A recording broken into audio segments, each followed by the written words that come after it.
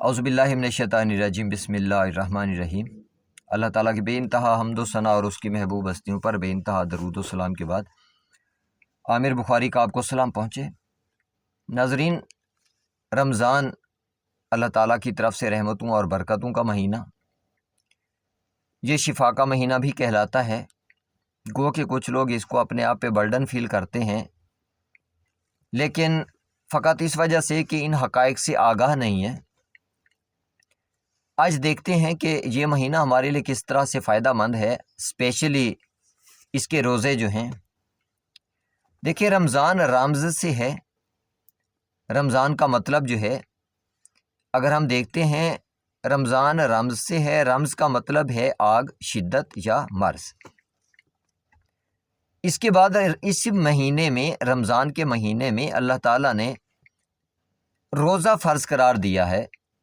اگر ہم یہ کہیں کہ روزہ جو ہے اس کا مقصد کیا ہے، اس کا مطلب کیا ہے، روزے کو عربی میں صوم کہتے ہیں۔ اللہ تعالیٰ نے فرمایا ہے کہ کوتب علیکم الصیام، میں نے تمہارے اوپر روزے فرض قرار دیے ہیں، یعنی اس کا مطلب اس مہینے میں روزے جو ہیں، صوم جو ہے وہ کیا ہے، فرض ہے۔ اب صوم کا مطلب جب ہم دیکھتے ہیں تو صوم کا مطلب ہے کسی چیز کو مکمل طور پہ روک دینا۔ اب اگر ہم ان دونوں الفاظ کو، رمضان اور صوم کو ملا کے پڑھیں تو کیا ہوگا؟ مرض کو روک دینا، آگ کو روک دینا، شدت کو روک دینا۔ اس کا مطلب یہ ہوا، مرض کو روک دینا۔ مرض جب بھی ہوتا ہے، مثال کے طور پہ خدا نہ خواستہ کسی کو انفیکشن ہوا تو انفیکشن میں کیا ہوتا ہے؟ بخار ہوتا ہے، جس میں ٹیمپریچر بہت زیادہ ہوتا ہے، تو آگ سے ہی ریلیٹڈ ہوا، شدت سے ریلیٹڈ ہوا۔ تو اس کا مطلب ہے روزہ جو ہے بیماری کو مکمل طور پہ ختم کرنے کے لیے ہوتا ہے۔ یہ حکم ہے اللہ تعالیٰ کا، اور یہ طریقہ بتایا اس ذات نے کہ یہ بیماری ختم کس طرح سے ہوگی۔ اب دیکھیں، رمضان کے مہینے میں یہ جو روزہ ہم رکھتے ہیں، اس کا ہمیں فائدہ کیا ہے؟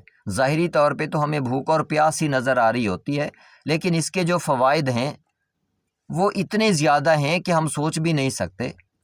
نمبر ایک، سارا سال ہم کھا کھا کے مختلف چیزوں کے عادی ہو جاتے ہیں۔ مثال کے طور پہ لوگ چائے پیتے ہیں ایک مخصوص وقت میں، وہ چائے کے عادی ہو جاتے، ایڈکٹیو ہو جاتے ہیں۔ اب اس ٹائم پہ اگر ان کو چائے نہ ملے تو آپ جانتے ہیں، کہتے ہیں کہ ہمیں چائے نہیں ملے گی تو ہمارے سر میں درد رہے گا، ہمیں غنودگی رہے گی، ہم سست رہیں گے۔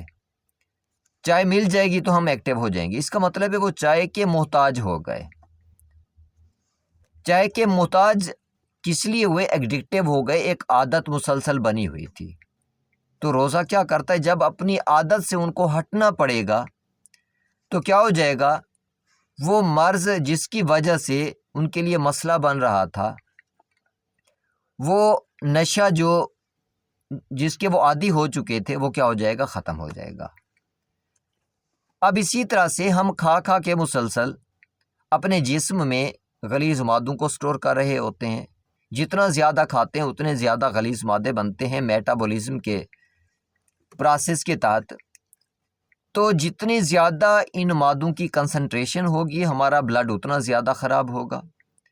وہی بلڈ ہمارے برین پہ بھی ڈائریکٹ امپیکٹ کرے گا، اس کا اثر ہوگا، اور ہمارے جو کوگنیٹو پروسیس ہے اس پہ بھی اس کا امپیکٹ ہوگا، یعنی ہماری سوچنے کی صلاحیت متاثر ہوگی، ہماری سمجھنے کی صلاحیت متاثر ہوگی، اور ہماری جو میموری ہے، یادداشت کا جو عمل ہے، وہ بھی متاثر ہوگا۔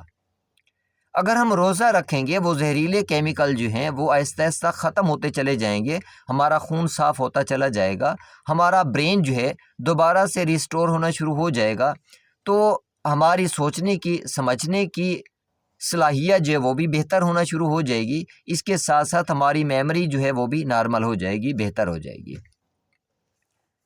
اس کے علاوہ ہمارے جسم پہ جو اضافی برڈن ہوتا ہے سارا سال کھا کھا کے، ہمارے جسم کو بھی روزے کے دوران ریسٹ ملتا ہے، ریسٹور ہو جاتا ہے۔ مثال کے طور پہ ہمارا معدہ ہے، خوراک جب ہم کھاتے ہیں تو ہمارے معدے کو بھی کام کرنا پڑتا ہے، کیمیکل پروڈیوس کرنا پڑتے ہیں، میکینیکل ورک کرنا پڑتا ہے، منہ کو بھی اسی طرح سے کام کرنا پڑتا ہے، میکینیکل بھی اور کیمیکل بھی۔ انٹیسٹائن کو بھی، پینکریاز کو بھی. تو سمپلی اگر اسی بنیاد کو بھی ہم دیکھ لیں کہ معدہ جو ہے اس کو ایسڈ پروڈیوس کرنا پڑتا ہے، پیپسین پروڈیوس کرنا پڑتا ہے، یعنی کیمیکل پروڈیوس کرنا پڑتے ہیں خوراک کو ہضم کرنے کے لیے. تو سارا سال اگر کھاتے رہیں گے تو یہ برڈن ہمارے جسم کے ان اعضاء پہ تو پڑا رہے گا. تو اس سے کیا ہوگا، اگر کوئی مشینری ہے اس کی بھی اوور ہالنگ نہ ہو تو وہ بھی خراب ہو جاتی ہے. ہمارا جسم تو ویسے بھی ایک لیونگ سسٹم ہے، سافٹ قسم کا سسٹم ہے، اس کو ویسے بھی اس چیز کی ضرورت پڑے گی. تو روزے کے دوران ہمارے اعضاء کو ریسٹ مل جاتا ہے، ہمارا معدہ پھر سے نارمل ہو جاتا ہے، ہمارا پینکریاز نارمل ہو جاتا ہے. پینکریاز جب نارمل ہوگا تو یہ شوگر کے جو مسائل زیادہ تر آ رہے ہیں یہ اسی پینکریاز کی وجہ سے ہوتے ہیں. انسولین لگا کے ہم وقتی طور پہ اپنا ٹائم تو پاس کر لیتے ہیں، حالانکہ اس کی ٹریٹمنٹ تو یہی ہے کہ اپنا پینکریاز کو نارمل کریں. روزہ یہی کام کرتا ہے، جب روزہ رکھیں گے پینکریاز دوبارہ سے نارمل ہوگا اور آپ کے شوگر کے مسائل بھی حل ہو جائیں گے. اسی طرح اوبیسٹی ہمارا مین پرابلم رہتا ہے زیادہ کھانے کی وجہ سے، موٹاپا، وہ بھی اس روزے کے دوران کیا ہو جائے گا، مسئلہ ہمارا حل ہو جائے گا. اور اوبیسٹی سے ریلیٹڈ باقی جتنے مسائل ہیں وہ بھی روزے کی وجہ سے کیا ہو جائیں گے، حل ہو جائیں گے.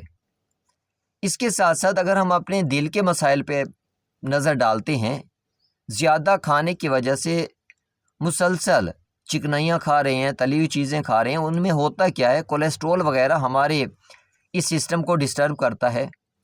اگر ہم روزہ رکھیں گے میٹابولک پروسیس تو جاری ہے، تو اس میں جو اضافی مادے اکٹھے ہو گئے ہمارے جسم میں وہ کیا ہو جائیں گے، ختم ہوتے چلے جائیں گے، اور ہمارا یہ سسٹم جو ہے دوبارہ سے ریسٹور ہونا شروع ہو جائے گا. ہمارا دل نارمل ہونا شروع ہو جائے گا، ہماری خون کی نالیاں جو ہیں، آرٹریز ہیں، کیپلریز ہیں یا وینز ہیں، وہ دوبارہ سے نارمل ہونا شروع ہو جاتی ہیں. تو ہارٹ اٹیک کے پرابلمز یا اس قسم کے باقی جتنے مسائل ہیں وہ حل ہونا شروع ہو جاتے ہیں. اس کے ساتھ ساتھ اضافی کھانے کی وجہ سے، سارا سال کھانے کی وجہ سے، کیونکہ ہمارا جسم ساری کی ساری خوراک کو استعمال تو کر نہیں پاتا، تو پھر کیا ہوتا ہے، وہ جسم میں سٹور ہونا شروع ہو جاتی ہے. جب خوراک ہمارے جسم میں سٹور ہوگی تو وہاں پہ ایک ذخیرہ تو ہوگا، وہ جراثیموں کے لیے آئیڈیل جگہ بن جاتی ہے. جراثیم آ کے اس جگہ پہ اٹیک کرتے ہیں، وہاں پہ گرو کرتے ہیں، تو ہمارے لیے انفیکشن کا باعث بنتے ہیں. تو اس کا مطلب ہے ایکسیسو ایٹنگ کی وجہ سے جو ہماری خوراک سٹور ہو چکی تھی وہ جراثیموں کے لیے آئیڈیل جگہ بنی اور ہمارے لیے انفیکشن کا باعث بنی. اب یہ مختلف انفیکشن ہمیں مختلف مسائل کا اس سے سامنا کرنا پڑتا ہے. جب روزہ رکھیں گے جو اضافی خوراک تھی میٹابولیزم کے ذریعے استعمال ہو جائے گی. جب وہ خوراک استعمال ہو جائے گی وہاں پہ خوراک اضافی پڑی نہیں ہوگی، جراثیم کہاں سے ان پہ اٹیک کر پائیں گے، کیونکہ ڈائریکٹ جراثیم جو ہے عام طور پہ جب تک ان کو بیسک میڈیم نہ ملے وہ گرو نہیں کر سکتے ڈائریکٹ سیل کے اوپر، کیونکہ سیل میں اللہ تعالیٰ نے اپنا ایک امیون سسٹم رکھا ہے. اس کے ساتھ ساتھ ہاں اللہ تعالیٰ نے یہ بھی ضرور فرمایا ہے کہ اگر آپ آلریڈی بیمار ہیں، آپ کا امیون سسٹم ویک ہو چکا ہے، تو پھر آپ روزہ نہ رکھیں، اپنی امیونٹی کو بہتر کریں. اوور ہالنگ بعد کے دنوں میں کر لینا، یعنی روزے بعد میں رکھ لینا. اگر آپ سفر میں ہیں تو بھی آپ کو اجازت ہے، زیادہ پریشان ہونے کی ضرورت نہیں ہے. سفر کے دوران روزہ نہ رکھیں، بعد میں یہ تعداد پوری کر لینا، یعنی سائیکل جو ہے ایک اس کو کمپلیٹ آپ نے کرنا ہے. سائنس سے ریلیٹڈ لوگ جانتے ہیں کہ لائف جو ہے سائیکلک ہے، جس کو ہم لائف سائیکل کہتے ہیں. رمضان بھی اسی طرح سے سائیکل کی صورت میں ہے. اس کا مطلب ہے ہماری لائف میں اور رمضان میں کوئی گہرا تعلق ہے. اس کے ساتھ ساتھ رمضان جو ہے اس کے روزے دن کے وقت ہم نے رکھنے ہیں، رات کو نہیں رکھنے. اس کا مطلب جو خوراک ہم کھاتے ہیں ایکچولی ہوتی تو سورج کی ہی وہی روشنی ہے جو پودے وہاں پہ سٹور کرتے ہیں. خوراک ہم کھاتے ہیں، میٹابولزم ہوتا ہے، تو وہی کیمیکل بانڈز جب ٹوٹتے ہیں تو وہی سورج والی انرجی جو پودے نے سٹور کی ہوتی ہے وہی ہمارے جسم میں دوبارہ سے پروڈیوس ہوتی ہے آکسیڈیشن کے دوران، اور کاربن ڈائی آکسائڈ میں کنورٹ ہو جاتی ہے اور ہائیڈروجن جو ہے وہ واٹر میں کنورٹ ہو جاتی ہے. تو اس طرح سے سورج کی روشنی بھی اور ادھر سے ہمارے جسم کے اندر سے بھی سورج کی روشنی وہی دوبارہ سے جو پروڈیوس ہوتی ہے تو ہمارے سیلز پہ اس کی شدت زیادہ ہوتی ہے۔ تو اس کا مطلب ہے جسم کو ریسٹ دینے کے لیے یہ روزہ جو ہے دن کو رکھا گیا ہے تاکہ ان ریڈیشنز کی شدت میں مسلسل نہ رہے، اپنے آپ کو دوبارہ سے اوور ہال کر لے جسم تاکہ ہیلدی رہے۔ تو اس کا مطلب ہے یہ روزے جو ہیں اللہ تعالیٰ کی طرف سے شفا ہیں۔ یہ جسمانی طور پہ کچھ فیکٹرز میں نے آپ کے سامنے رکھے ہیں کیونکہ ویڈیو بہت لمبی ہو جائے گی۔ باقی اس کے جتنے پازیٹیو امپیکٹس ہیں ہماری ذات پہ، اسپریچولی ہیں یا ویسے جسمانی طور پہ ہیں، ان کے لیے میں ہر ایک سٹیپ کے لیے الگ الگ سے ویڈیو بنا رہا ہوں، انشاءاللہ آپ تک پہنچے گی۔ اگر آپ چاہتے ہیں ان ویڈیوز کو دیکھنا تو چینل کو سبسکرائب کر لیں، بیل آئیکن کو پریس کر دیں تاکہ میری نئی آنے والی ویڈیوز آپ تک پہنچتی رہیں۔ تو روزے ضرور رکھیں، یہ آپ کی اپنی ذات کا فائدہ بھی ہے، اللہ تعالیٰ کی اطاعت بھی ہے، اس میں آپ کا جسمانی فائدہ بھی ہے اور روحانی فائدہ بھی ہے۔ تو اس مہینے میں اللہ تعالیٰ کی نعمات کو، اللہ تعالیٰ کی رحمتوں کو سمیٹنے کی کوشش کیا کریں۔ اللہ کے امان میں رہیں۔ اللہ حافظ۔